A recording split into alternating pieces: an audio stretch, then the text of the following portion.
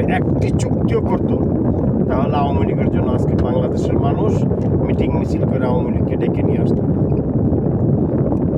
কারণ প্রকৃত দেশপ্রেমিক যে শেখ হাসিনা, তার প্রমাণ আবারও হলো। ইউনূস 14 মাসের ভিতরে বাংলাদেশের সাথে কয়েকটা চুক্তি করেছে আমেরিকার সাথে, যে চুক্তিগুলো আমাদের দেশের জন্য মঙ্গলজনক না, আমাদের দেশের জন্য ভালো না। যে চুক্তিগুলো করার জন্য হাসিনাকে বারবার চাপ প্রয়োগ করা হয়েছিল আমেরিকা থেকে, কিন্তু হাসিনা ওই চুক্তি করেনি। আজকে ইউনূস কিন্তু ঠিকই এই চুক্তিগুলো করেছে, এবং এই চুক্তিগুলো করার কারণে আজকে আওয়ামী লীগকে আবার বাংলাদেশের মানুষ চাচ্ছে।